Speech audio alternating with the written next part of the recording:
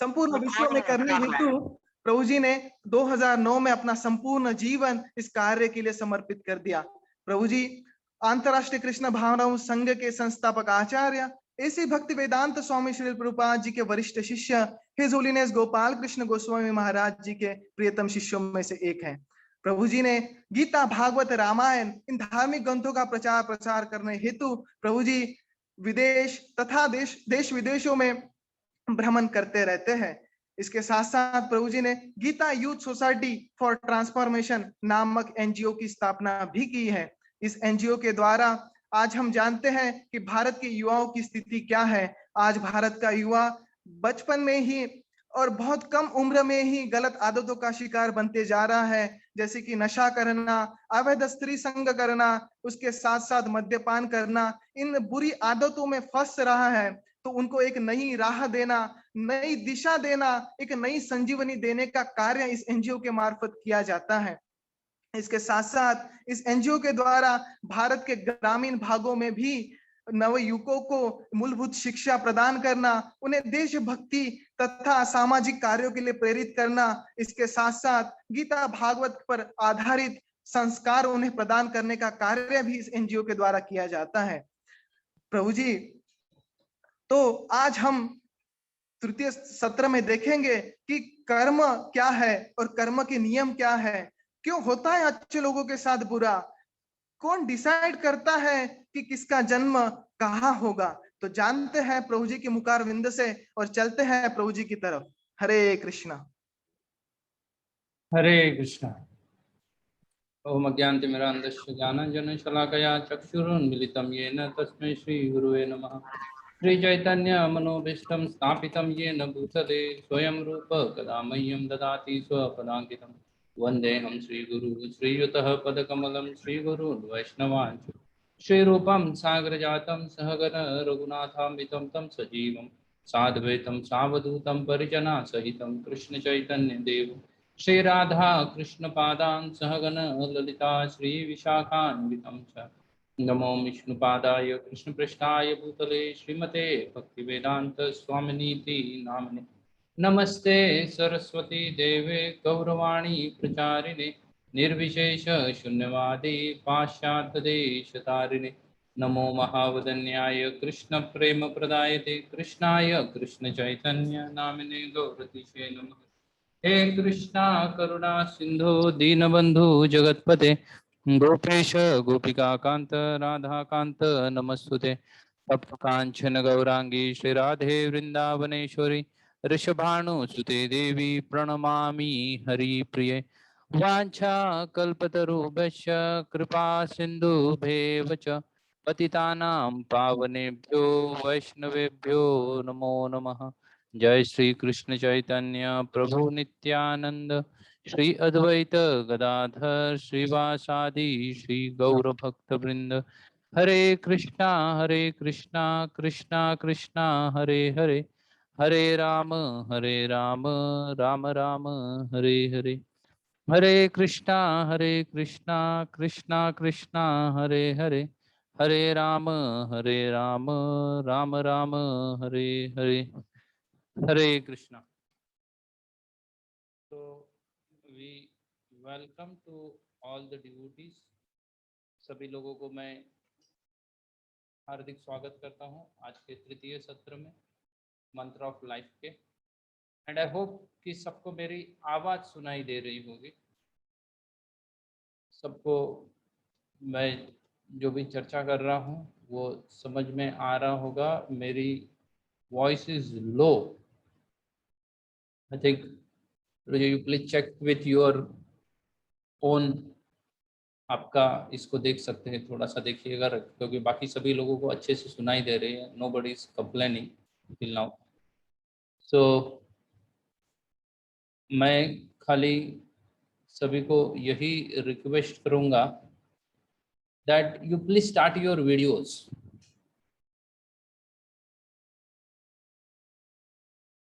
आप क्या कीजिएगा, वीडियो चालू कीजिएगा।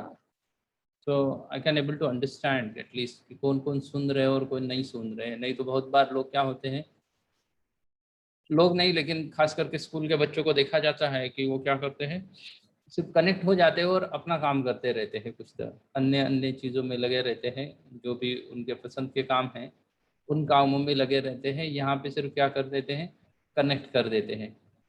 सो इसलिए मैं जस्ट रिक्वेस्ट करूँगा सभी लोगों say that you please please please start your own video. आप लोग आपका वीडियो चालू रखिएगा। आप वीडियो चालू रखेंगे तो मुझे पता चल जाएगा कि आप लोग सुन भी रहे हो करके। So not wasting much time, क्योंकि 8:30 तक ही हमारे पास समय है, मुझे जो बोला गया था, सॉरी 9:30 तक मुझे समय बोला गया था, तो 9:30 तक ही मेरे पास समय है। So I will just like to know कि पिछले कक्षा में आप लोगों ने क्या सुना। कोई एक व्यक्ति फटाफट शेयर कर सकते हैं आप लोग मैसेज के द्वारा, तो मुझे पता चल जाएगा कि आप लोगों ने क्या सुना है पिछले कक्षा में या पिछले सत्र में क्या सुना है। Anybody can share it? Quickly type it. क्या सुना? सोल के बारे में सुना है, और क्या सुना पिछले कक्षा में?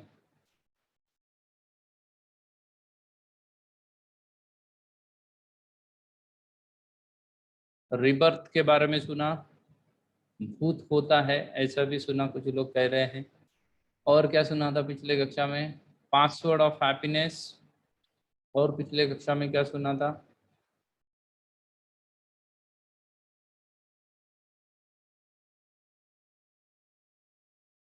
ग्रॉस बॉडी के बारे में चर्चा हुई थी। और क्या चर्चा हुई थी पिछले सत्र में?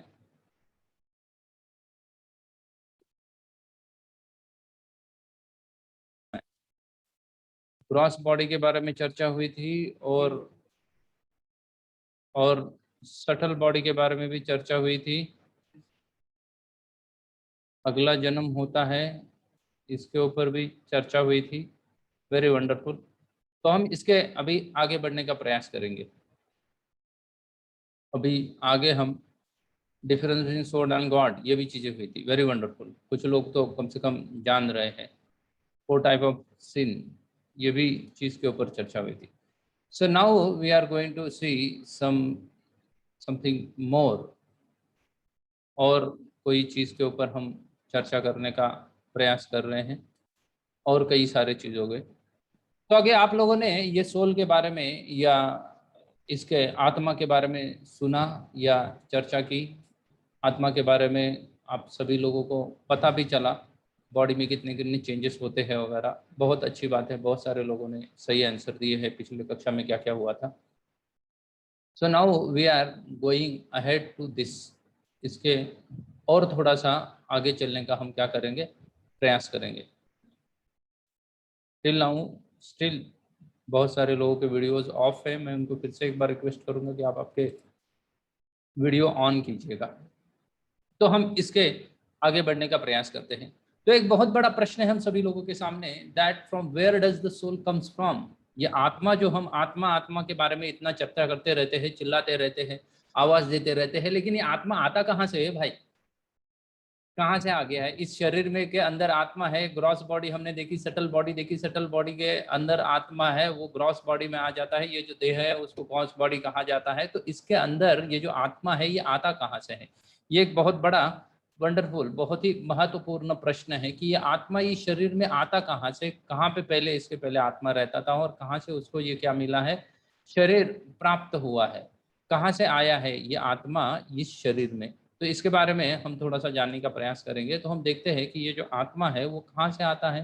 खास करके कि हमने सुना तो बहुत है आत्मा आत्मा के बारे में। तो ये आत्मा बेसिकली रहता है, originally belong to the spiritual world. आत्मा जो है वो आध्यात्मिक संसार में रहता है। जैसे हम इस भौतिक संसार में रहते हैं, वैसे ही एक अन्य संसार है, उस संसार को कहा जाता है आध्यात्मिक जगत, आध्यात्मिक संसार।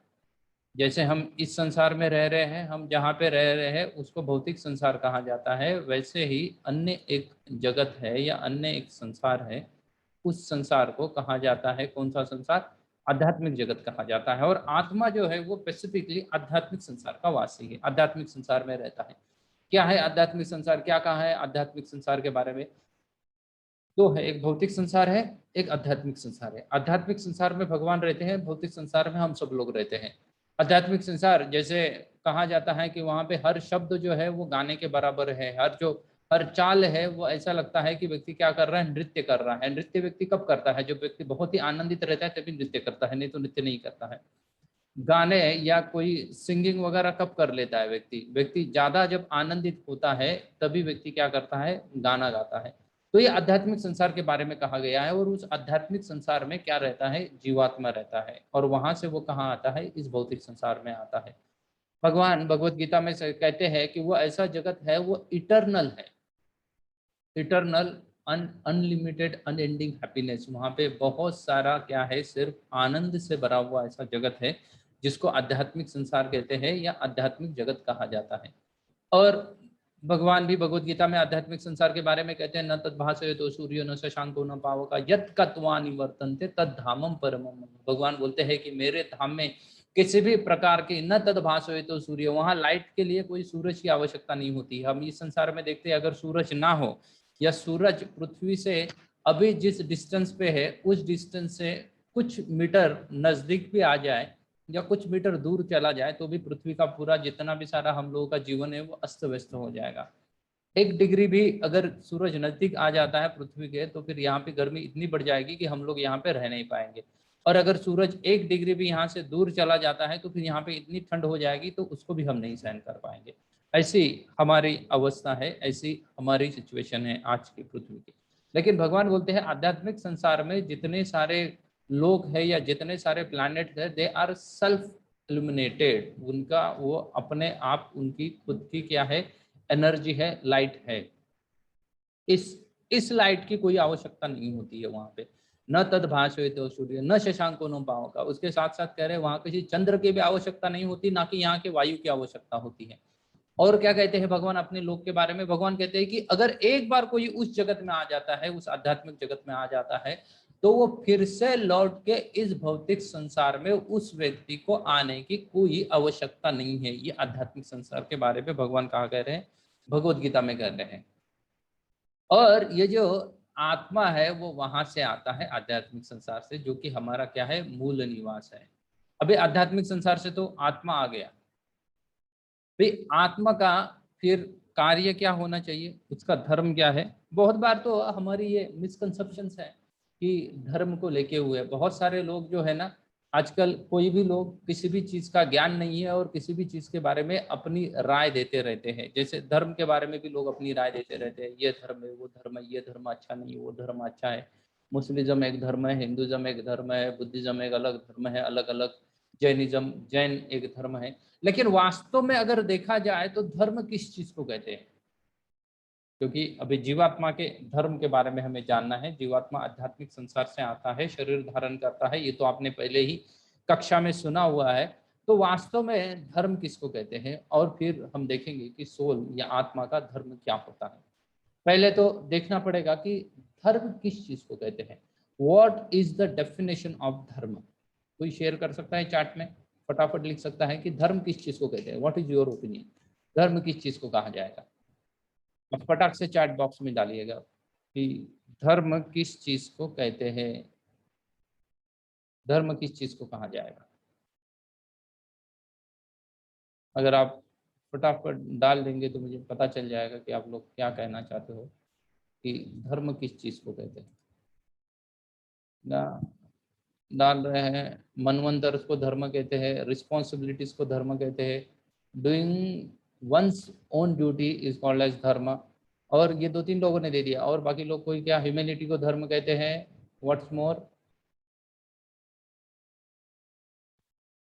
और किस चीज को धर्म कहा जा सकता है, आप लोग चैट बॉक्स में डालिएगा फटाफट। आपके अनुसार धर्म किस चीज को कहा जा सकता है, what is the definition of धर्म, धर्म की व्याख्या क्या होनी चाहिए आपके हिसाब से। आप प्लीज कृपा करके डालिएगा फटाफट। Please give the answer, what is the definition of धर्म एज पर योर अंडरस्टैंडिंग। आपके हिसाब से धर्म किस चीज को कहा जा सकता है ना। अच्छा कर्म करने को ही धर्म कहा जाता है, नो हार्मिंग टू अदर्स को धर्म कहा जाता है, सेट ऑफ रूल्स को धर्म कहा जाता है, बीइंग ऑलवेज विथ ट्रुथ को धर्म कहा जा सकता है। बहुत सारे लोग नजदीक आ रहे हैं, individual doing his Karma honestly, individually doing his Karma honestly उसको धर्म कहा जा सकता है, अनामिका जी कह रही है। और Dan may be duty and nature of one's confusion one's duty and nature, okay। तो बहुत सारे लोगों ने बहुत सारे ओपिनियन दिए, लेकिन धर्म किस चीज को कहते हैं? एक सिंपल सी चीज है, निष्काम कर्म को धर्म कहा जा सकता है। Very wonderful. देखिए धर्म किस चीज को कहते हैं, ये एक बहुत बड़ा सवाल है। धर्म उस चीज को कहा जा सकता है विच नेवर गेट्स चेंज। बहुत बार हमको लगता है कि हिंदुज्म एक धर्म है, मुस्लिम एक धर्म है, ये धर्म है, ईसाई एक धर्म है, और फिर पता चल जाता है कि ये क्या हो रहा है, कुछ लोगों ने कुछ लोगों का धर्मांतर कर दिया है, उनको बदला दिया है, तो क्या इसको धर्म कहेंगे? मैंने हिंदुज्म छोड़ के क्रिश्चियन बन गया, कोई क्रिश्चियन छोड़ के मुस्लिम बन गया, कोई मुस्लिम छोड़ के बुद्ध बन गया, कोई जैन बन गया, इसको क्या धर्म कहेंगे? तो इसको धर्म नहीं कहा जा सकता है। जो बदला जा सकता है उसको उसको धर्म कहते ही नहीं है। धर्म कभी भी बदलता नहीं है, इसलिए धर्म की डेफिनेशन कही जाती है। धर्म की क्या डेफिनेशन है?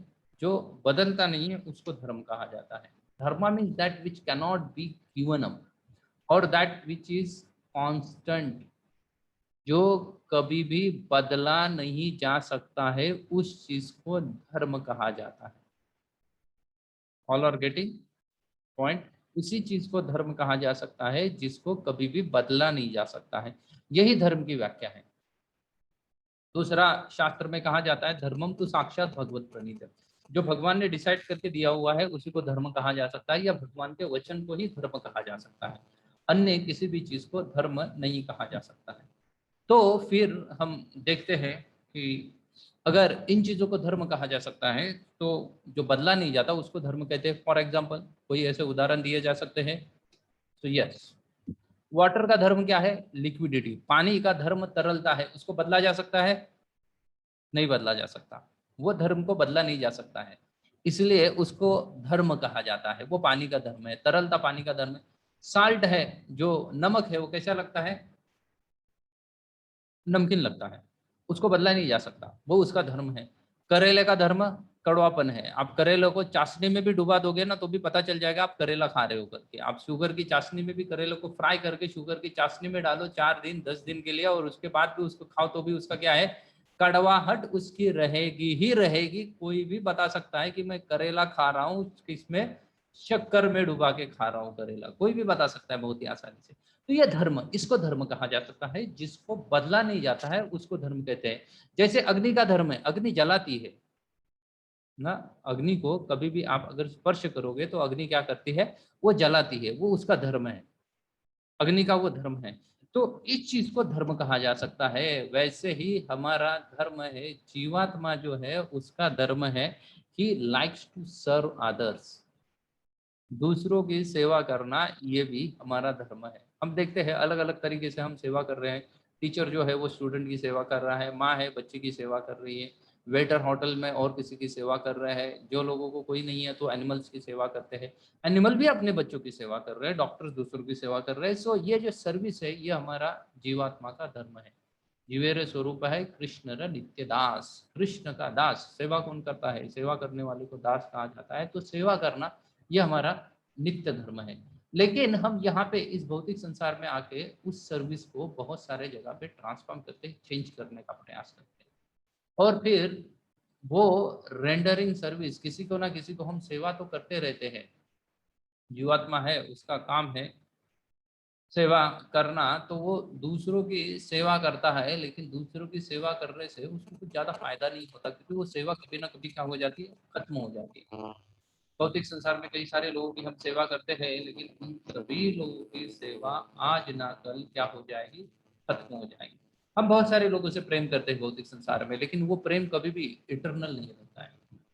हर लिविंग बीइंग किसी न किसी से प्रेम करता है, लेकिन वो प्रेम भी क्या नहीं होता है? इटरनल नहीं होता है, परमानेंट नहीं होता है। किस तरीके से नहीं होता है? जैसे इस भौतिक संसार की जो रिलेशनशिप है वो सभी के सभी कैसे है? टेम्पररी है। कोई भी रिलेशनशिप हो वो टेम्पररी है, लेकिन भगवान के साथ जो रिलेशन है वो कैसा है? वो परमानेंट है, उसमें किसी भी प्रकार का बदलाव नहीं आता है। हम अगर भगवान के साथ रिलेशन डेवलप करते हैं, भगवान के साथ रिश्ता बनाते हैं, तो उस रिश्ते में परिवर्तन नहीं आ सकता है। वो रिश्ता एज इट इज रहता है, उसमें किसी भी प्रकार का परिवर्तन नहीं आता। इसलिए उसको रियल धर्म कहा जाएगा, या हमें भगवान की सेवा करनी चाहिए। इस भौतिक संसार में हम कई सारे लोगों की सेवा करने का प्रयास करेंगे, लेकिन कई सारे फ्रेंड्स बनाएंगे, parents, relatives, and there are so many people are there जिनकी हम सेवा करने का प्रयास करते हैं, लेकिन इन सभी लोगों का सेवा करने का प्रयास करने के बावजूद भी ये सेवा एक ना एक दिन खत्म हो जाती है। कई सारे लोगों की हम सेवा करते हैं, लेकिन ये सभी के सभी रिश्ते जो है वो मृत्यु के साथ साथ नष्ट हो जाते हैं, समय के साथ साथ नष्ट हो जाते हैं। लेकिन हमारा जो इटर्नल रिलेशनशिप है वो भगवान के साथ है, क्योंकि जीवात्मा आध्यात्मिक संसार से आया हुआ है। हम बिगिनिंग में देखे थे इसमें, अगर जीवात्मा आध्यात्मिक संसार से आया हुआ है तो जीवात्मा का इटर्नल परमानेंट रिलेशनशिप जो है वो किसके साथ है? भगवान के साथ है। और भगवान के साथ का जो संबंध है वो कभी भी खत्म नहीं होता है किसी भी परिस्थिति में। जैसे कई कबार जीवात्मा जो है या कई व्यक्ति अगर अपने रिश्तेदारों से बिछड़ जाता है तो वो दुख भुगतता है, उसी तरीके से हम इस भौतिक संसार में जीवात्मा रह रहा है, लेकिन यहाँ पे रह के वो क्या भुगत रहा है? दुख भुगत रहा है। किसी ना किसी तरीके से वो क्या कर रहा है? दुख भुगत रहा है, क्योंकि वो क्या कर चुका है? भगवान को भूल चुका है। हम इस भौतिक संसार में कई सारे रिलेशनशिप बनाते हैं, लेकिन हर रिलेशनशिप कैसे रहती है? टेम्पररी रहती है, या कहीं कभार उसको क्या कहते हैं? वर्किंग रिलेशनशिप रहती है ना। वर्किंग रिलेशनशिप मतलब क्या कहते हैं? प्रॉफिट बेस्ड रहती है। इतने सारे रिश्ते भी हम बनाएंगे इस संसार में, लेकिन वो कैसे है? वो प्रॉफिट बेस्ड होती है। जैसे कोई पति पत्नी एक साथ रह रहे हैं, so that is relationship is family centre relationship. वो एक फैमिली से है, इसलिए वो एक दूसरे के साथ कॉपरेट कर पा रहे हैं। हम मनी सेंटर्ड, हम जाते हैं ऑफिस में आदि काम करते हैं, कई सारे लोगों को लगता है कि बॉस को लगता है कि सब लोग मेरा सुन रहे हैं, जितने भी सारे लोग मेरे अंडर काम कर रहे हैं, इसका मतलब मेरा उनके साथ अच्छा रिलेशन है। नहीं, लेकिन वो रिलेशनशिप कैसा है? मनी सेंटर्ड रिलेशनशिप है।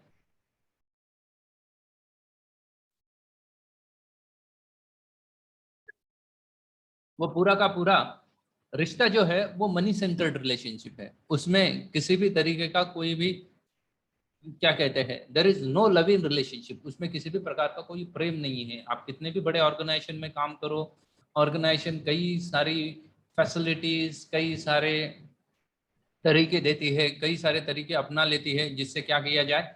जिससे वो सोचते हैं कि उनके जो एम्प्लॉई है उस एम्प्लॉय को खुश रखा जाए, वो एम्प्लॉय उनके ऑर्गेनाइजेशन में टिका रहे। लेकिन फाइनली हम देखते हैं कि ये सभी की सभी चीजें जो होती है वो कौन से बेसिस पे है? They all are money centred. उसके बाद ऑफिस में काम करते हैं, वर्क सेंटर रिलेशनशिप है। लोगों को पता है कि मुझे पैसा मिल रहा है इसलिए मैं यहाँ पे काम कर रहा हूँ, किसी के अंडर काम कर रहा हूँ, किसी को बॉस बोल रहा हूँ, किसी को सैल्यूट कर रहा हूँ, सबका सब किस बेसिस पे है? वो सभी का सभी फिर से मनी सेंटर या वर्क सेंटर है, और कोई भौतिक संसार के रिलेशनशिप में कोई दूसरा तरीका नहीं है या दूसरा रिश्ता नहीं है।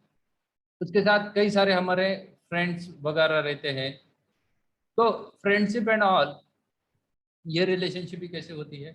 फ्रेंड्स सेंटर्ड रिलेशनशिप होती है। जब तक वो लोग हमारे साथ में है तब तक हमारा उनके साथ रिलेशन है, जैसे वो दूर चले जाएंगे उनके साथ का रिलेशन खत्म हो जाएगा। कैसे? आप लोग देखिएगा, आप लोग जब 10th स्टैंडर्ड में पढ़ते होंगे बहुत सारे लोग, तो 10th स्टैंडर्ड में आपके कई सारे दोस्त थे या नहीं थे? बहुत सारे दोस्त होंगे 10th स्टैंडर्ड में, कई सारे का साथ आपका फ्रेंडशिप होगा, दोस्ती होगी। आपको लगता होगा कि बस इन्हीं के साथ जीना है, इन्हीं के साथ मरना है, यही लोग क्या है? मेरे सच्चे रिश्तेदार है, और कोई मेरा सच्चा रिश्तेदार है। ये आप कब सोच रहे थे? जब 10th में सोच रहे थे तब लग रहा था कि इन्हीं के साथ जीवन भर चलेगा। अभी आप मुझे बताइए कि जितने सारे आपके 10th में जो भी फ्रेंड सर्कल था, उसमें से कितने लोग आज भी आपके साथ कनेक्टेड है? How many people are connected with you? 10th में आपके आपका जितना भी फ्रेंड सर्कल था, उस फ्रेंड सर्कल में से कितने लोग आज भी आपके साथ कनेक्टेड हैं?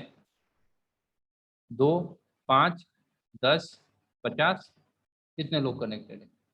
क्या कोई बोल रहा है 5, कोई बोल रहा है आउट ऑफ 130 लोग कनेक्टेड है। Some are saying that few people are connected. नहीं है लोग कनेक्टेड, क्योंकि हमारा रिलेशनशिप इटर्नल नहीं है। हमारा सिर्फ और सिर्फ हम भगवान के साथ इटर्नल रिलेशनशिप बना सकते हैं, बाकी किसी के साथ नहीं। आप 12th में देखिएगा, 12th में भी कितने लोग थे, लेकिन अभी उसमें से कितने लोग आपसे कनेक्टेड है? ज्यादा लोग नहीं है connected, only few people are there who are connected with you. उसके साथ साथ आप किसी कंपनी में जॉब कर रहे थे, तो जिस कंपनी में आप जॉब कर रहे थे उस कंपनी में से जब तक उस कंपनी में भी तब तक लग रहा था कि ये सब मेरे कलीग्स है, वो कंपनी छोड़ के जब आप दूसरे कंपनी में चले जाते तो उतने उन लोगों के साथ कितना रिश्ता बना के रखते हो? ज्यादा रिश्ता नहीं बना के रख सकते, क्योंकि हमारा जो भी भौतिक संसार के रिश्ते हैं वो कुछ सेंटर्ड होते हैं, कुछ सेंटर्ड होते हैं। यहाँ तक कि दो भाई जो होते हैं वो शादी के पहले ऐसे लगता है कि मैं कुछ भी कर सकता हूँ, मेरे भाई को कोई कुछ बोल देगा तो मैं उसका मर्डर कर दूंगा, ऐसा ये जज्बा रहता है, भाई के साथ का रिलेशनशिप रहती है। लेकिन एक समय आता है, वही दो भाई जो एक दूसरे के साथ रह रहे थे, एक दूसरे के लिए जान देने के लिए तैयार थे, उनकी जब शादियां हो जाती है, शादी को कुछ साल बीत जाते हैं, 10 15 20 साल बीतते हैं, फिर देखिएगा वो एक दूसरे के साथ बात तक नहीं करते हैं। हर चीज को मनी में काउंट करने लगते हैं, हर रिश्ते में मनी को काउंट करते हैं कि चलो पिछले बार हम गांव गए थे, मैंने 10,000 खर्चा किया था, इस बार गांव जाएगा तो तू 10,000 खर्चा। मनी सेंटर्ड रिलेशनशिप है। लव सेंटर कहाँ पे रिलेशनशिप? आजकल तो वर्किंग लाइफ जो पति पत्नी दोनों काम करते हैं उनका भी मनी सेंटर रिलेशनशिप हो गया ना। पति पत्नी भी डिवाइड करके रखते हैं कि तुम्हारे भी सैलरी आ रही है, मेरी सैलरी आए, तो एक दिन का किराना या जो भी खाने पीने की चीजें है, एक महीने की तुम भरोगे, एक महीने की क्या करोगे, मैं भरूंगी। पत्नी अपने पति को, ये रिलेशनशिप का इशू हो रहे हैं आजकल। पत्नी कहेगी चलो ठीक है कि ना घर का सामान आदि खाने पीने की चीजें मैं घर में बैठ रही हूँ, तो बच्चों की पढ़ाई वगैरह फीस वो तुम पे करोगे, हफ्ता घर का कोई और पे कर। बेसिकली कहाँ है रिलेशनशिप, कहाँ रही नहीं है रिलेशनशिप, सबके सब किस सेंटर्ड हो गई है, मनी सेंटर्ड रिलेशनशिप हो गई। और जब ऐसे मनी सेंटर्ड अगर रिलेशनशिप हो जाती है तो फिर उस रिलेशनशिप से कोई फायदा नहीं होता है। और वो ऐसे रिलेशनशिप क्यों हो गया? क्योंकि भौतिक संसार का नियम ही है कि सभी रिलेशनशिप ऐसे ही रहेगी, मनी सेंटर्ड ही रहेगी। कोई भी रिलेशनशिप इटर्नल नहीं हो सकती है भौतिक संसार में, क्योंकि भौतिक संसार में हम रह रहे हैं, हमारा इटर्नल रिलेशनशिप जो है वो सिर्फ और सिर्फ भगवान के साथ है, उन्हीं के साथ हमारा इटर्नल रिलेशनशिप है। और हम लोगों को वो लॉस्ट रिलेशन को ढूंढना है। भगवत गीता भी इसके ऊपर फोकस कर रही है कि उस लॉस्ट रिलेशनशिप को हमको क्या करना है, ढूंढना है, जो हमने खोया हुआ है ना। फिर प्रश्न आता है कि सोल स्पिरिचुअल, आध्यात्मिक जगत से हमने देखा कि यहाँ पे आता है, ओरिजिनल धर्म है उसका कि उसको भगवान के साथ कनेक्ट होना है। लेकिन फिर प्रश्न उठता है, why does the soul leave the spiritual world and come to this material world? भगवान के धाम से, आध्यात्मिक संसार से जो हमेशा आनंदमय है, वहां से जीवात्मा उस सब चीजों को छोड़ के इस भौतिक संसार में आता क्यों है? क्यों आता है? तो सिंपल सा एक एग्जांपल दिया जा सकता है कि वैसे पिताजी के पास बहुत सारी बड़ी बड़ी कारें होती है, और उस कारों में पिता अपने बच्चों को घुमाता है, लेकिन उसके बावजूद भी बच्चा क्या चाहता है कि उसकी भी एक छोटी सी कार हो। तो पिता के साथ झगड़ा करता है ना। खास करके हमने इसको भी देखा है कि माँ की अपनी रसोई है, तो बच्ची जो है छोटी है, नादान है, वो भी चाहती है कि उसकी भी अपनी एक रसोई हो जाए। वो झगड़ा करती है तो माँ उसको क्या करती है, मार्केट से खरीद के देती है, जिसमें छोटा सा गैस स्टोव होता है, छोटे छोटे बर्तन होते हैं, और बच्ची अपना अलग से चालू कर देती है कुकिंग। हालांकि उसमें उसको कुछ समय तक है, वो कुकिंग टेम्पररी है, उसमें उसका पेट नहीं भरने वाला, जब उसको भूख लगेगी तो उसको माँ के पास ही आना पड़ेगा, माँ ने जो कुकिंग किया है वही खाना पड़ेगा। लेकिन फिर भी वो कुछ ना कुछ कर रही है। वैसे ही जीवात्मा भगवान के साथ रहते हुए भी उसको एक माइन्यूट इंडिपेंडेंट दिया हुआ है। उस इंडिपेंडेंट के तहत जीवात्मा सोचता है कि हर चीज भगवान क्यों मैनेज करे, हर चीज भगवान के हिसाब से क्यों चले, कुछ चीजें मेरे हिसाब से भी चलनी चाहिए, and I want my separate kingdom. ये चीज वो भगवान के पास अपने डिजायर एक्सप्लेन करता है, और भगवान उसको क्या करते हैं, उन सभी चीजों को प्रदान करते हैं, उन चीजों को प्रदान करते हैं। एंड दैट्स व्हाई जीवात्मा कम्स, जीवात्मा आध्यात्मिक संसार से भौतिक संसार में चला आता है। और फिर जब वो भौतिक संसार में आता है तो उसको कोई भी चीज कितनी भी प्रदान की जाए तो भी वो खुश नहीं हो सकता है। क्यों नहीं खुश हो सकता? क्योंकि वो वास्तव में आध्यात्मिक जगत का वासी है, उसको भौतिक संसार की चीजों में खुशी मिलने ही वाली नहीं है।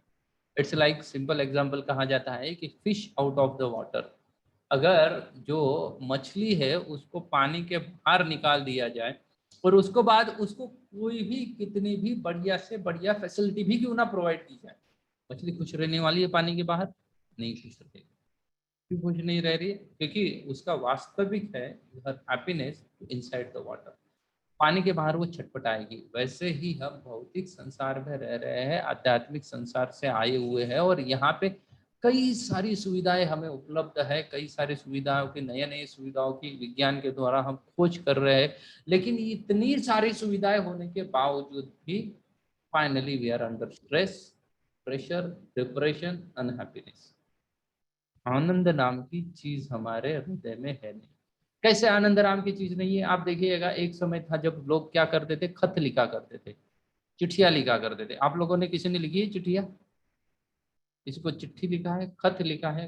खत ना, एक समय था कि फिल्म इंडस्ट्री के कई सारे गाने सुपर हिट हुए थे सिर्फ खत को लेके हुए ना, सिर्फ खत से कई सारे फिल्मी गाने हिट हुए, बड़ी बड़ी फिल्में चली हुई है। लोग पहले के जमाने में खत लिखा करते थे, डेफिनेटली ज्यादा दूर की बात नहीं है, 20 साल पहले भी खत लिखा करते थे ना। 20 साल पहले आप जाएंगे 95 96 वगैरह के पीरियड में, तो लोग एक दूसरे को खत लिखा करते थे और खत को बार बार पढ़ा जाता था, बार बार पढ़ते थे आए हुए खत को। अभी देखिए, कम्युनिकेशन के संसाधन तो बढ़ गए, अभी खत की कोई आवश्यकता नहीं है, जिसके साथ बात करनी है फोन उठाओ, डायल करो उसका नंबर और क्या कर दो, सीधा बात करो उसके साथ, आप आसानी से बात कर सकते हो। लेकिन इतना सारा कम्युनिकेशन सिस्टम क्रिएट होने के बावजूद भी क्या हमारा लोगों के साथ रिलेशन इंप्रूव हुआ है? नहीं हुआ है improve।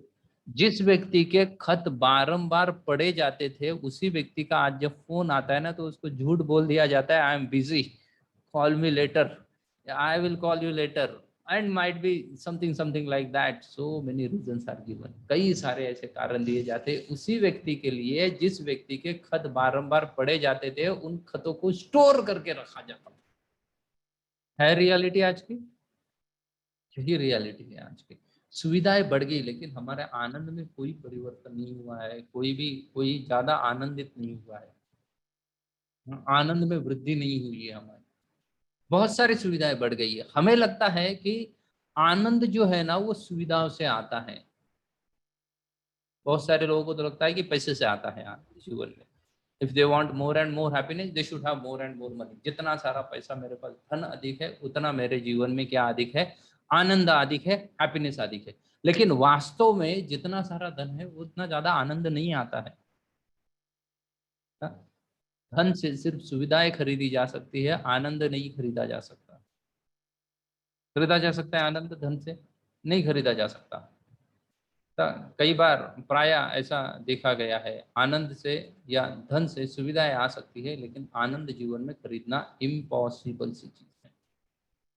क्यों हम आनंदित नहीं है? क्योंकि हमारी वास्तविक जो पोजीशन है वो पोजीशन है भगवान की सेवा करना। वो छोड़ के हम भौतिक संसार में कई सारे फेयर्स में लगे हुए, कई सारे अफेयर्स में लगे हुए हैं, उन अफेयर्स में हम रहेंगे तो हमेशा क्या रहेंगे, कभी आनंद में नहीं रह सकते। If you really want to get happy, आपको अगर सच में खुश रहना है तो आपको अपने आप को भगवान के साथ कनेक्ट करना पड़ेगा। जब तक आप अपने आप को भगवान के साथ कनेक्ट नहीं करते हो तब तक आप जीवन में कदापि खुश नहीं हो सकते हैं, आनंद प्राप्त नहीं कर सकते ना। एक एक व्यक्ति था, he done MBBS, sorry MBA, he done from I M कहाँ से किया है, Indian Institute of Management Ahmedabad से किया उसने, the top most institute in the management. और वो अपने गांव में जा रहा था, खुद के नेटिव प्लेस गया, नेटिव प्लेस में नदी बह रही थी, उस नदी के किनारे उसने देखा एक मछुआरे का घर है। उस मछुआरे से बात कर रहा था, वो मछुआरा लेटा था कहाँ पे, पेड़ के नीचे, घर के बाहर उसका बहुत बड़ा आम का पेड़ था, उसके नीचे लेटा हुआ था। तो उनको कह रहे हैं कि आप क्यों आपका जीवन ऐसा वेस्ट कर रहे हो, आई एम डन माई, क्या कहाँ से मैं आया हुआ हूँ, एमबीए किया हुआ हूँ, आई एम अहमदाबाद से, अहमदाबाद से एमबीए किया हुआ हूँ। मैं आपको बताता हूँ कि आप अगर मच्छी थोड़ा सिस्टमेटिकली इसका बिजनेस करोगे तो आप बहुत पैसा कमा सकते हो। तो वो मछुआरा बेचारा बोला कि भाई बताओ कैसे करें। तो बोला कि देखो अभी आप क्या करते हो, बोला मैं आधा दिन मच्छी मारता हूँ, 2 घंटा मच्छी मारता हूँ, 2 घंटे के बाद जाके उसको 2 घंटे में मार्केट में बेच आता हूँ, उससे जो पैसा मिलता है उससे मेरा घर चलता है, और फिर मैं क्या करता हूँ बाकी समय यहाँ आराम करता हूँ। वो बोले देखो आपके पास पैसा आ रहा है, आप 2 घंटे की जगह अगर आप 4 घंटा मच्छी मारोगे, मच्छी फिशिंग करोगे, जाके मच्छी पकड़ोगे नदी में जाके, तो आपका प्रॉफिट डबल हो जाएगा। वो बोला हाँ बात तो सही है, डबल प्रॉफिट हो जाएगा, तो उससे क्या करूं। तो वो जो एमबीए करे हुआ बंदा था, व्यक्ति थे, उन्होंने सदग्रस्त थे, उन्होंने कह दिया उनको कि ठीक है आपका जब प्रॉफिट डबल हो जाएगा तो आप और एक व्यक्ति काम पे रख सकते हो उसको सैलरी देके, तो आप 2 लोग मच्छी पकड़ोगे तो आपका प्रॉफिट कई गुना अधिक बढ़ जाएगा। बोला हाँ वो तो बढ़ जाएगा कुछ ज्यादा धन से। बोले आप ज्यादा धन से क्या करो, फिशिंग के लिए एक अच्छी बोट खरीदो, जिससे फिशिंग की जा सकती है। आपका प्रॉफिट बढ़ गया, आपके पास धन आ गया, तो आप बोट भी खरीद सकते हो। आपने बोट खरीदा तो उसमें क्या होगा, और फिशिंग कर सकते हो आप, और आप आपके मटेरियल को इस आप वो जो फिशेस है उनको इस गांव में बेचने के बजाय क्या कर सकते हो, इंटरनेशनली भेज सकते हो, जिससे आपको बहुत सारा धन मिलेगा। और बहुत सारा धन मिलने की वजह से वो बोला ठीक है इतना धन मिलने के बाद मैं क्या करूंगा। फिशरमैन पूछ रहा है उस इंटेलेक्चुअल व्यक्ति को। वो बोल रहे हैं कि ज्यादा धन आने से आप नदी के किनारे बहुत बड़ा बंगलो बनाना, फिर उसके बाहर क्या कर देना, कई सारे फार्म हाउस बनाना, उसमें कई सारे वृक्ष रहेंगे, और उस वृक्ष के नीचे आप आराम चेयर डाल के आराम से उसके ऊपर क्या कर सकते हो, आराम कर सकते हो। तो फिशरमैन बोल रहा है मैं अभी क्या कर रहा हूँ, अभी भी तो मैं वही चीज कर रहा हूँ, मेरा घर है उसके बाजू में पेड़ है, वहां पे मैं लेटा हुआ हूँ, वही चीज कर रहा हूँ। फाइनली मुझे वही करना है कि मैं इतना सारा मजमा करने के बाद एक फार्म हाउस बनाऊंगा, और उस फार्म हाउस में कई सारे नौकर रहेंगे, और मैं पेड़ के नीचे लेटा रहूंगा और वो लोग मेरे लिए काम करेंगे। उसके लिए इतना झंझट करने की आवश्यकता क्यों है, मैं थोड़ा सा काम करके भी वही सुख को प्राप्त कर सकता हूँ।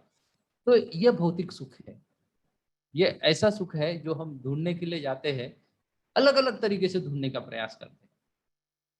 हाँ, अगर आप देखेंगे भौतिक संसार में वास्तव में आपके पास कितना भी धन भी क्यों ना आ जाए, लेकिन आपके खाने के क्या बदल सकते हैं, तरीके बदल सकते हैं, खाने के इंग्रेडिएंट नहीं बदल सकते हो आप।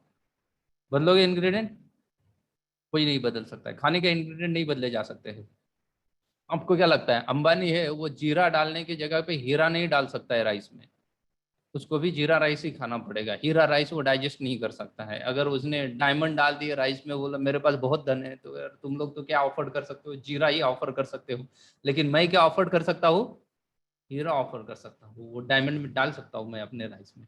अच्छा वो राइस में डायमंड का तड़का मार भी दे, चलो पता नहीं कैसे रेसिपी बनेगी वो डायमंड के तड़के की, लेकिन वो अपने सब्जी को या राइस को तड़का भी लगा दे डायमंड का, क्या वो खा सकता है उसको, नहीं खा सकता। बेसिक इंग्रेडिएंट बदले ही नहीं जा सकते हैं। मैक्सिमम क्या होगा, आप गेहूं की चपाती खाते हो वो गेहूं का ब्रेड खाएगा, बस उतना ही फर्क गिरेगा, उससे ज्यादा कोई कोई चीज नहीं परिवर्तित हो सकती है। लेकिन हमें ये मिसकंसेप्शन है हमारी कि हमें क्या होगा, आनंद प्राप्त होगा ये सब भौतिक चीजों से। लेकिन प्रोडिगल सन स्टोरी ऐसी कही जाती है, जैसे अगर कोई बच्चा मिस हो जाता है, गुम हो जाता है, अपने माँ बाप से दूर हो जाता है, तो उसको आनंद कब प्राप्त होगा, उसको आप कितना भी सुविधा प्रदान करो उससे उसको आनंद नहीं प्राप्त होता है। अगर उस बच्चे को आप फिर से उसके माता पिता के पास मिला दो तो वो बच्चा सबसे ज्यादा खुश रहेगा। उसी तरीके से हम जो जीवात्मा है आध्यात्मिक संसार छोड़ के भौतिक संसार में आए हुए हैं, कृष्ण से बिछड़ चुके हैं, भगवान से बिछड़ चुके हैं, अगर हम अपने आप को भगवान के साथ यूनाइट करेंगे, उनके कहने के अनुसार जीवन व्यतीत करेंगे, तो हम खुश रह सकते, नहीं तो हम खुश नहीं रह सकते। भौतिक संसार बहुत ही सुंदर दिखता है, अपीरेंटली इट्स लुक ब्यूटीफुल, बट क्या है, इट इज पेनफुल, उसकी रियलिटी कुछ अलग है।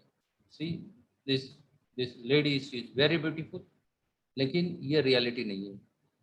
ये कैसी है ये ब्यूटी, जस्ट अ टेम्पररी। भौतिक संसार ऐसा ही है, आज जो सुंदर दिख रहा है, हैंडसम दिख रहा है, कुछ सालों के बाद उसकी क्या होगी, ये हाल हो सकता है ना। ये भौतिक संसार की सुंदरता है, जिस भी सुविधा को आप प्राप्त करने का प्रयास कर रहे हो भौतिक संसार की सुविधा ऐसी ही है, लेकिन मूल जो सुविधा जो है, मूल सौंदर्य जो है वो भगवान से आता है, और वो कैसे रहता है, एवर लास्टिंग रहता है, इसलिए हमें उनकी शरणागति लेनी चाहिए।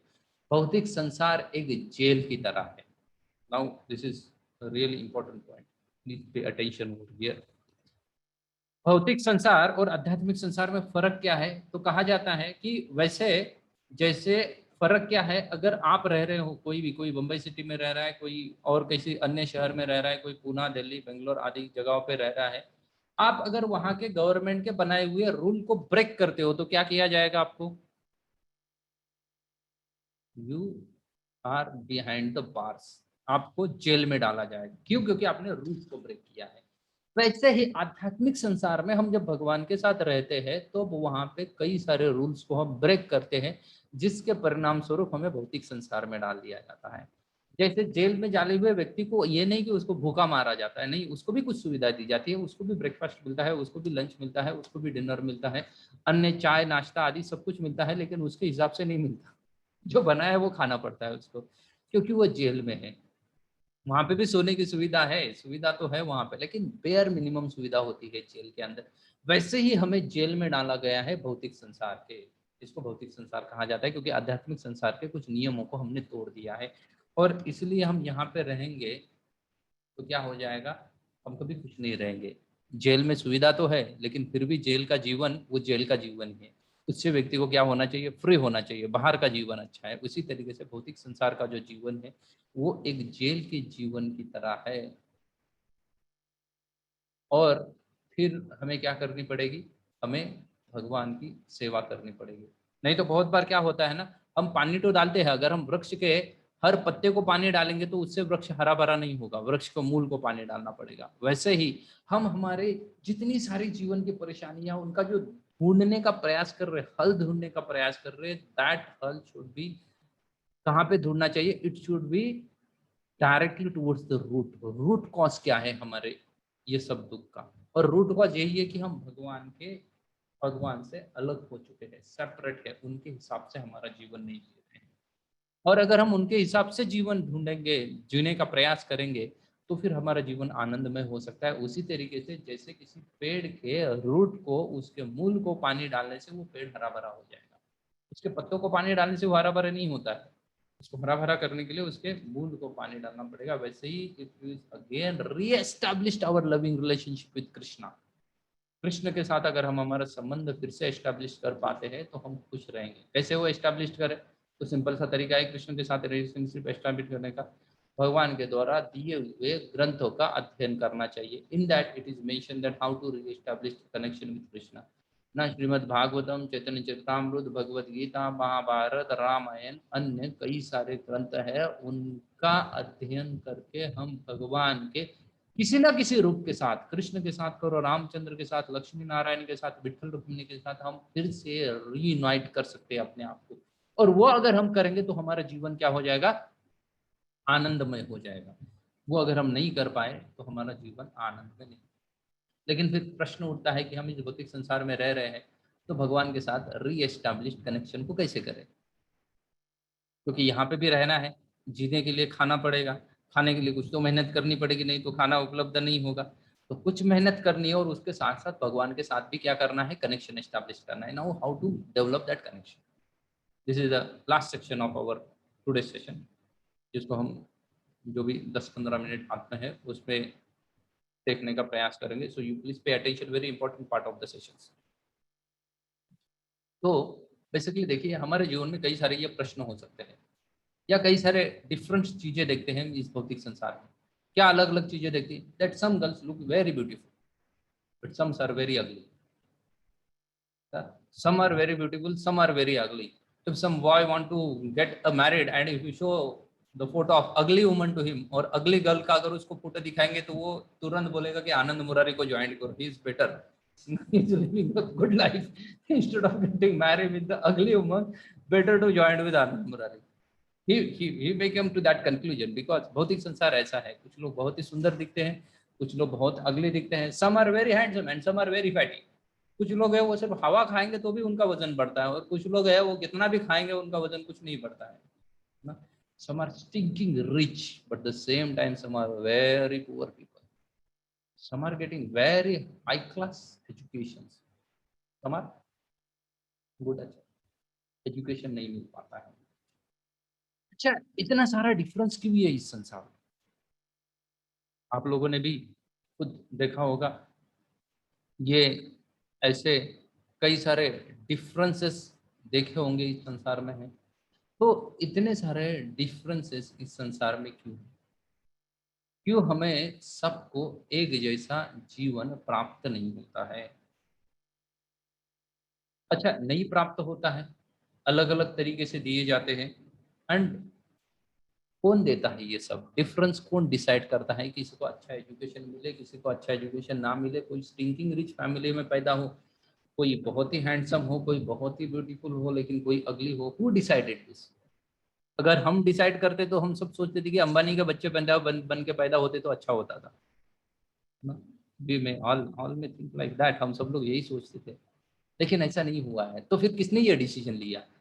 Who is the responsible? Who decided this and on what basis? किसने ये सब चूज किया है कि मैं जन्म कहाँ लूंगा, और किस बेसिस पे उसने ये सब डिसाइड किया है? तो we can choose some things in our life. कुछ चीजें हम खुद चूज करते हैं अपने जीवन में। अपार्टमेंट, अपना खुद का फ्लैट, वो भी हम पूरा नहीं डिसाइड करते। आधा तो हमारा पॉकेट डिसाइड करता है कि कौन सा फ्लैट खरीदना है, आधा ही हम डिसाइड करते हैं। आधा डिसीजन हमारे पॉकेट का होता है। But then also we choose our apartment, we choose our cars, we choose our life partners also. Then sometimes we choose our education, we choose our job. ये सब चॉइस हमारे हाथ में है।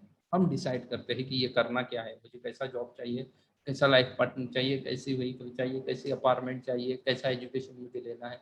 ये सभी चीजें कौन डिसाइड कर रहा है? ये सभी चीजें मैं खुद डिसाइड कर रहा हूँ। But some things are there which are not decided by me. What all are that things? My face cut. अगर मुझे चूज करने का मौका मिलता था तो मैं अपना फेस कट सलमान खान की तरह चूज करता, अगर मौका मिलता था तो। लेकिन दिया ही नहीं गया मुझे मौका, जबरदस्ती चिपकाया जाए जो भी है। एंड ना, nobody likes my face, but now what to do? Nobody likes my face, but it is given to me. दे दिया मुझे कि भाई ये लो, this is what your face.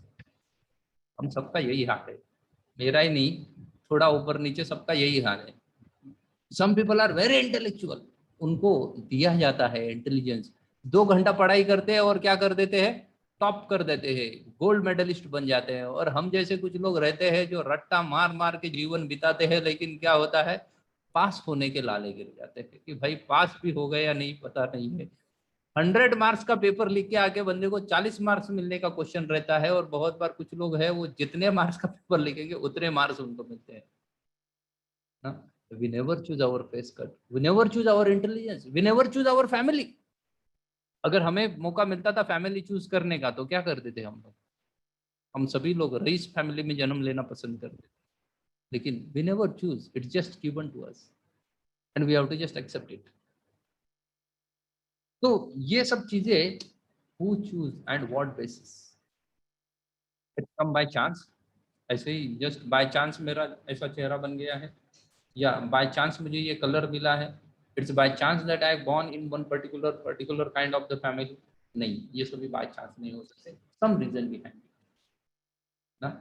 और उसी रीजन को कहा जाता है लॉ ऑफ कर्मा। ये सभी चीजें हमें अपने कर्म के अनुसार प्राप्त होती है। श्रीमद् भागवतम में 3रे स्कंद में ये चीज को दिया गया है। ये बाय चांस नहीं होता है। श्रीमद् भागवतम कहता है ये कर्म के अनुसार डिसाइड होते हैं। कर्म ना देव नेत्र न, ये जो भी हमारा जीवन है वो कर्म के अनुसार डिसाइड होता है। कैसे कर्म के अनुसार डिसाइड होता है? गो मोर अहेड। भगवान भगवत गीता में अर्जुन को कहते हैं किम कर्म किम कर्मेति कव्य योक्ते तो मोहिता तत्व कर्म प्रभु शांति यत् ज्ञात्वा मोक्ष शिवता। भगवान कहते हैं कि हर चीज जो व्यक्ति को दी गई है वो कर्म के अनुसार दी गई है। भगवत गीता के चौथे अध्याय के 17वें श्लोक में भगवान कहते हैं कि 3 प्रकार के कर्म होते हैं। हर चीज कर्म से मिली हुई है। हमारे जीवन में जो भी घटना घटित हो रही है वो किसके हिसाब से हो रही है? हमारे कर्म के अनुसार हो रही है। भगवान कर्म के 3 चीजें बताते हैं भगवत गीता में। भगवान बोलते हैं कर्म, विकर्म और अकर्म, ऐसे 3 भागों में कर्म को डिवाइड किया जाता है। कर्म क्या होता है? Every reaction having equal and opposite, every action is having equal and opposite reaction is called as karma. वो कर्म होता है ना। आप कोई भी चीज करो उसका इक्वल एंड अपोजिट रिएक्शन आएगा। आपने किसको चाटा मार दिया तो वो भी आपको चाटा मारेगा। This is called as the karma. अब जो भी कर्म करो उसके अनुसार आपको उसका क्या भुगतना पड़ेगा? रिएक्शन भुगतना पड़ेगा। It's called as a karma. कर्मा भी 2 प्रकार के होते हैं, लेकिन हम उसमें उतना डिटेल में जाएंगे। कुछ इंस्टेंट कर्मा होता है, कोई वर्क लेंथ कर्मा होता है। कुछ का रिजल्ट तुरंत मिल जाता है, कुछ का रिजल्ट क्या होता है, कई समय के बाद मिल जाता है, कई सारे सालों के बाद मिल जाता है ना। इंस्टेंट कर्मा है, पति ने बीवी को कुछ बोल दिया तो इंस्टेंट रिएक्शन मिल जाता है उसको, that is called as instant karma ना। कुछ भी कोई किसी को बोल देता है तो इंस्टेंट एक्शन आ जाता है। वैसे ही कुछ डिलेड कर्मा होता है, उसका रिएक्शन आने के लिए समय लगेगा, लेकिन रिएक्शन जरूर आएगा। इस सभी चीजों को कर्म कहा जाता है। जो हमने किया है वो आज ना कल हमें कर्म के रूप में भुगतना पड़ेगा। हो सकता है इस जन्म में, या हो सकता है अगले जन्म में। दूसरा है, उसको कहा जाता है विकर्म। कर्म के बारे में तो हमने सुना, हम जो भी करेंगे उसका हमें रिएक्शन आएगा, ये कर्म है। विकर्म उस चीज को कहा जाता है, दूसरे शब्दों में अगर कहेंगे तो वो कर्म जिसको करना ही नहीं है उसको विकर्म कहा जाता है। It should be forbidden from our life. ये चीजें करनी ही नहीं चाहिए जीवन में, इसको विकर्म कहा जाता है। For example, meet eating, intoxication, gambling and illicit sex. मांसाहार नहीं करना चाहिए व्यक्ति को। इंटॉक्सिकेशन, किसी भी प्रकार का मदिरापान, सिगारेट, तंबाकू, बीड़ी आदि ये नहीं करना चाहिए। गैमलिंग नहीं करना चाहिए, जुआ नहीं खेलना चाहिए। Illicit connection, sex before marriage, sex outside the marriage is called as the illicit connections. ये चारों चीजें,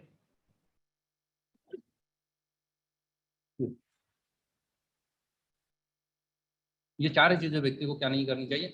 करनी नहीं चाहिए, क्योंकि इसको विकर्म कहा जाता है।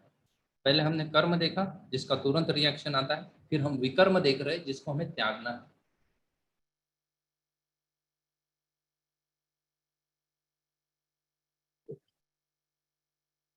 अच्छा, कर्म कहेंगे तो क्या हो जाएगा? इक्वल एंड अपोजिट रिएक्शन आ जाएगी। विकर्म तो पाप ही है, उसके लिए तो नरक में ही जाना पड़ेगा, क्योंकि 4 प्रकार के कर्म है: meat eating, intoxication, gambling, illicit sex. इसमें से कोई भी करेंगे so we have to go to the narak. हमें नरक जाना पड़ेगा इसकी पनिशमेंट भुगतने के लिए।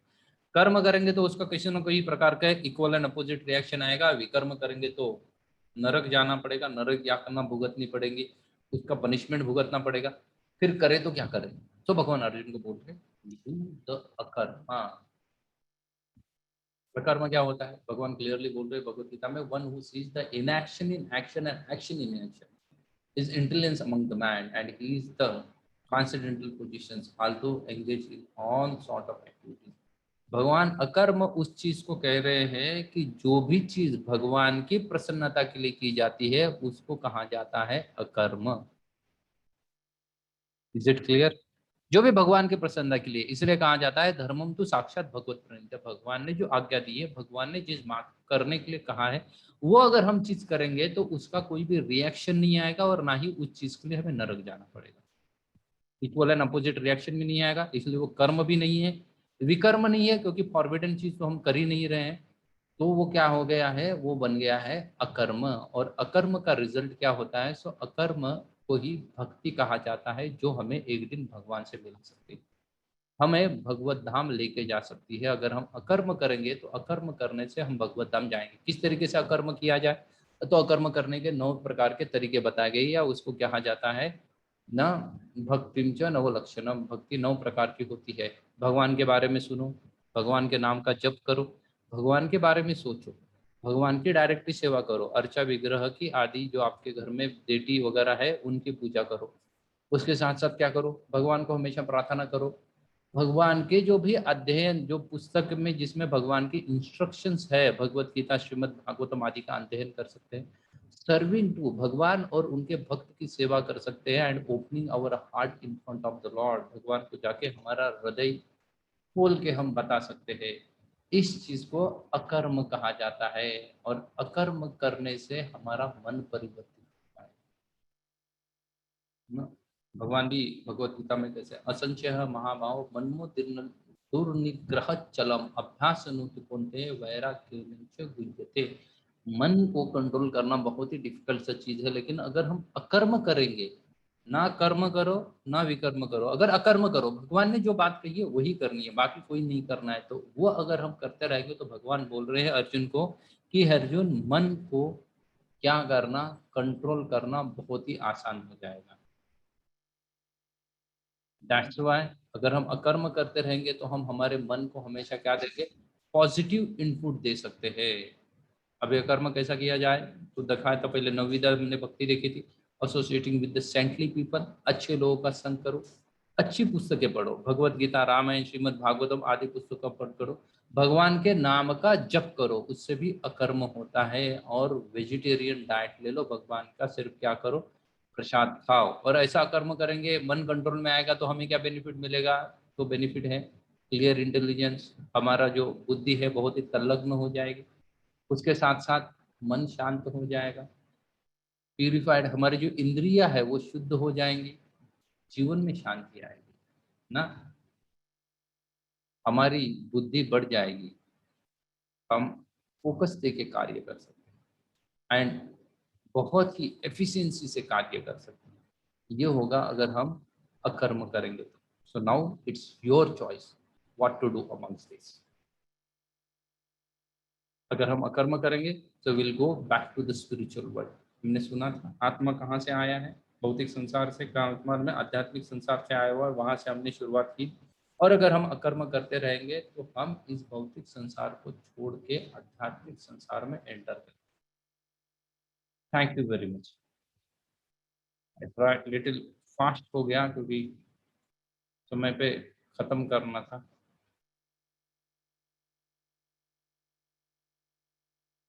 आप किसी का कोई प्रश्न है आज के सेशन के रिलेशन में? Either you can ask me directly or type it.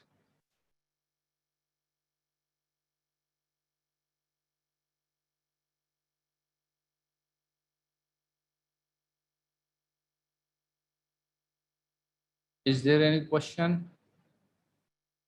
इसका कोई प्रश्न है? हरे कृष्णा प्रभु जी।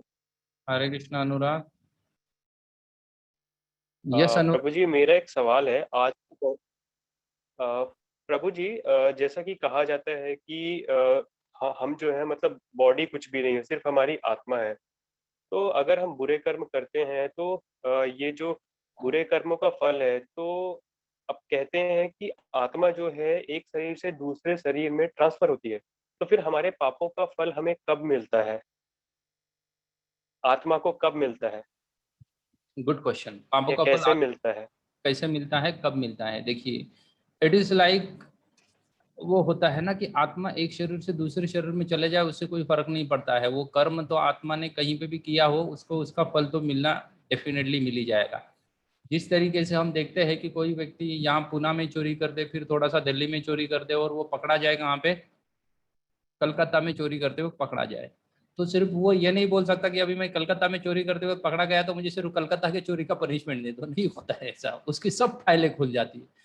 वो पुणे बम्बई उसका गांव न जाने कहाँ कहाँ जो जो गड़बड़े की थी, आजकल तो लॉ इतना चेंज हो गया कि इंटरनेशनल फाइलें तो खुल जाती है। पहले तो सिर्फ नेशनल फाइलें खुलती थी, आजकल तो इंटरनेशनल फाइलें खुल जाती है और हर कंट्री बोलता है कि इसको हमारे सौंप दो करके, इसको दे दो, इसने यहाँ पे भी गड़बड़ की। वैसे ही जो परिस्थिति के अनुसार कर्म का रिएक्शन कब आएगा ये कहना बड़ा मुश्किल है। उसको गहना कर्मणो गति कहा जाता है, क्योंकि एक कर्म के साथ साथ उसका कई सारे लोगों के ऊपर इम्पैक्ट भी पड़ता है। वो कर्म सिर्फ हम अकेले नहीं होते हैं करने के लिए, और भी कोई लोग सहायता होते हैं, और भी कोई लोग उसमें क्या होंगे, हमारे सहाय होंगे या हमारे साथ जुड़े रहेंगे वो कर्म करने के लिए। तो इसलिए कहना बड़ा मुश्किल है कि कौन से जन्म के कर्म का फल कौन से जन्म में हमें मिलेगा। मैं जस्ट आपको एक छोटी सी कहानी बताता हूँ। जब धृतराष्ट्र के 100 पुत्र मारे गए महाभारत के युद्ध में, कोई नहीं बचा, पांचों पांडव बच गए, धृतराष्ट्र का कोई बचा नहीं। तो युद्ध के बाद जब व्यासदेव जी मिलने आते हैं धृतराष्ट्र को, तो धृतराष्ट्र व्यासदेव जी को यही प्रश्न पूछते हैं कि मेरे कौन से जन्म के ये कर्म थे कि मेरा एक भी पुत्र नहीं बचा, 100 के 100 सब मारे गए युद्ध में, not even single able to survive. तो उनके पूर्व जन्म की, क्योंकि व्यासदेव त्रिकालवादी थे, वो सभी जानते हैं, किसी भी जीवात्मा के पिछले कर्म को जान सकते हैं, पिछले जन्म को जान सकते हैं। तो वो धृतराष्ट्र को बोलते हैं कि आज से 100 लाइफ, आज से 50 जन्म पूर्व, 50 लाइफ टाइम बैक। कितने life time back? 50 life time back. 50 जन्म पूर्व तुम एक क्या थे? तुम एक व्याध थे, शिकारी थे, हंटर थे। और एक दिन तुमने शिकार करने के चक्कर में एक पंछी के ऊपर बाण चलाया। बाण चलाया, पंछी तो उड़ गया, लेकिन वो बाण उसके घोंसले में लगा और उसके घोंसले में उसके 50 अंडे थे। 50 जन्म पूर्व उस पंछी के 50 अंडे थे वो घोंसले में। वो घोंसला गिरने के वजह से वो 50 के 50 अंडे क्या हो गए? टूट फूट गए। और उसके रिएक्शन में तुम्हारे 100 बच्चे मरना जरूरी था, क्योंकि तुमने उसके 50 बच्चे मारे। इक्वल एंड अपोजिट रिएक्शन के अनुसार तुम्हें क्या होना था? डबल का भुगतान करना पड़ेगा, तुम्हारे 100 बच्चे मरने जरूरी। तो धृतराष्ट्र बोलते चलो ठीक है, ये तो मैं समझ गया, तो फिर नेक्स्ट जन्म में मुझे इसका क्यों पनिशमेंट नहीं दिया? 50 जन्म तक क्यों इसको वैसे ही पेंडिंग रखा गया उसी चीज को? ना, काम तो मैंने गलती 50 जन्म पूरे करी थी, तो तुरंत नेक्स्ट जन्म में उसका पनिशमेंट मुझे मिलना चाहिए था। तो बोले नहीं, बोले 50-100 बच्चे मारे जाने तुम्हारे जरूरी तो थे, लेकिन 100 बच्चे प्राप्त करने का जितना पुण्य की आवश्यकता थी वो तुम्हारे पास नहीं था तभी। तो उतना पुण्य प्राप्त करने में तुम्हारे कितने जन्म चले गए? 50 लाइफ स्पॉन। और 50 जन्म में के बाद जब तुम्हें उतने पुण्य प्राप्त हुए कि तुम्हें 100 पुत्र प्राप्त हो जाएंगे, और जैसे ही वो पुत्र प्राप्त हुए तुम्हारा पुराना फाइल खोल दिया गया। इसने गड़बड़ किया था 50 जन्म को, ये फाइल को खोलो एंड लेट्स ना जाने दो इसको सो, क्योंकि वो रिएक्शन बाकी है उसके कर्म का। इसलिए हमारा कौन से जन्म या कर्म का कौन से जन्म में उस फल को भुगतना पड़ेगा, ये कहना बड़ा मुश्किल सा कार्य है, क्योंकि बहुत सारे परमिटेशंस एंड कॉम्बिनेशन है इसके बीच में। Is it clear Anurag? समझ में आ रहा है आपको? प्रभु जी, जी प्रभु जी। Okay, thank you very much. और किसी का कोई प्रश्न है? धन्यवाद प्रभु जी। Thank you very much.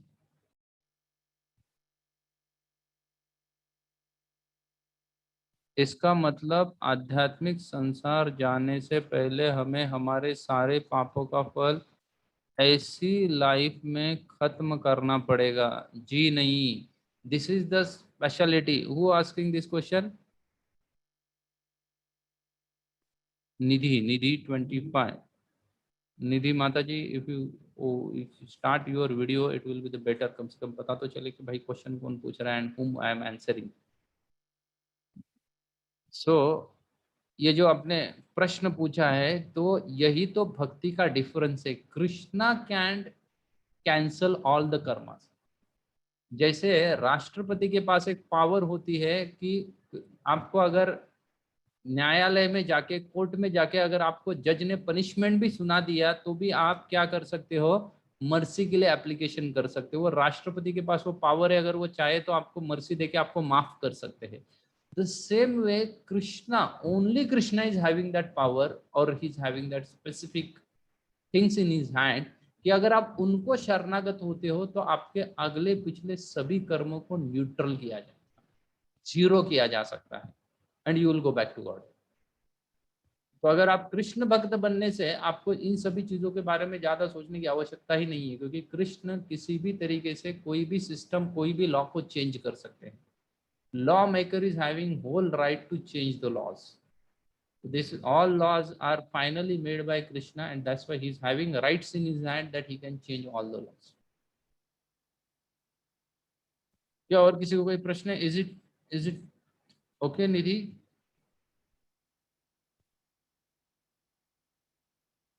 और किसी का कोई प्रश्न है?